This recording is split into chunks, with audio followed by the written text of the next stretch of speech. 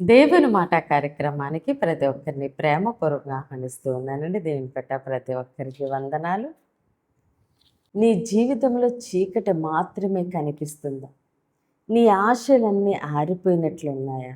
అయితే ఒక్కటి నమ్ము, నీ గాఢాంధకారము వంటి చీకటిని దేవుడు వెలుగుగా మార్చబోతూ ఉన్నారు.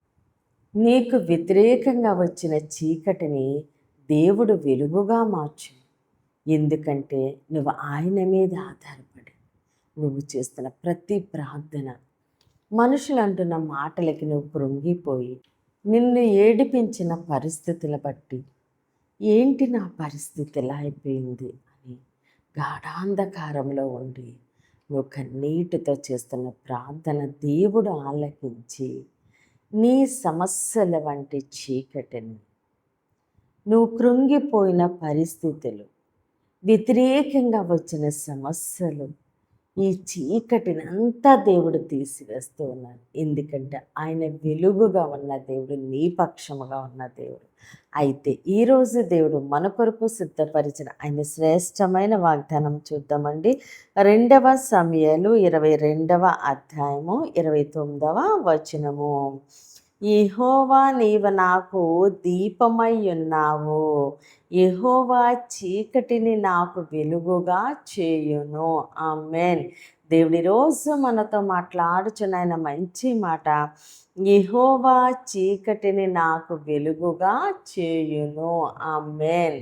మన చుట్టూ ఎంత గాఢాంధకారమైన చీకటి ఉన్నప్పటికీ మనము దేవుని ఆధారము చేసుకుని ఆయన మీద ఆధారపడినప్పుడు దేవుడు మనల్ని వెలుగులోనికి నడిపిస్తున్న దేవుడు. ఆయన వెలుగైన దేవుడు, మనకి దీపమై ఉన్న దేవుడు.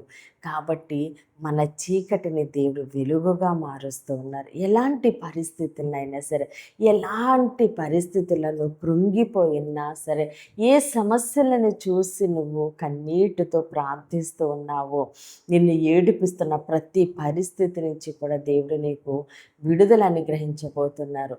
యోసేపుకు చెరసాల చీకటిని సింహాసన వెలుగుగా మార్చిన దేవుడు, దావీదు అరణ్యము ఒంటరితనాన్ని రాజపట్టాభిషేకము వెలుగుగా మార్చిన దేవుడు ఇంకా మన మధ్యన సంచరిస్తూనే ఉన్నారండి.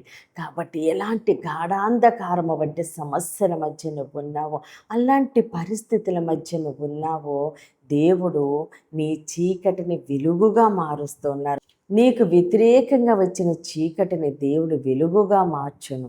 కాబట్టి నీ పరిస్థితి ఏదైనప్పటికీ నువ్వు దేవునికి అప్పగించి విశ్వాసముతో ఉండు. నిరాశ చెందొద్దు, ప్రార్థన విడిచిపెట్టొద్దు.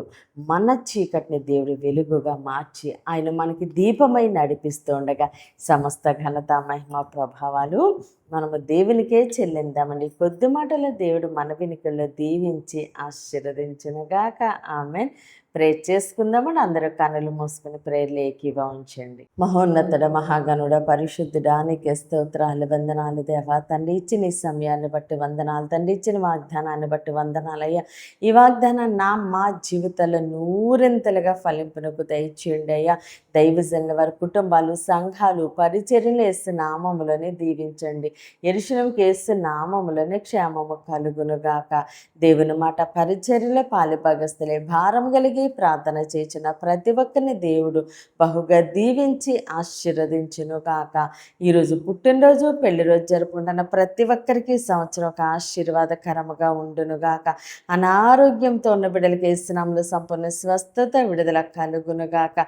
యవ్వన బిడ్డలకి యేసునామములో మంచి భవిష్యత్తు కలుగును గాక. వివాహాలు కావలసిన బిడ్డలకి యేసునామములో ఘనమైన వివాహములు జరుగును గాక. మూయబడిన ప్రతి గర్భము యేసు నామములోనే తెరవబడును గాక. ప్రయాణమై వెళ్తున్న వస్తున్న ప్రతి బిడ్డకి యేసునామములో క్షేమమైన ప్రయాణము కలుగును గాక. అయ్యా, ప్రతి ఒక్కరిని నీ చేతులకు అప్పగిస్తూ చిన్న ప్రార్థన పాదసని చేర్చుకోమని యేసుక్రీస్తు అతి పరిశుద్ధ నామమున బ్రతిమాలి వేడుకున్నామా తండ్రి. Amen, amen, amen. దేవుడు మిమ్మల్ని, మీ కుటుంబాన్ని దీవించి ఆశీర్వదించును గాక. ఆమెన్.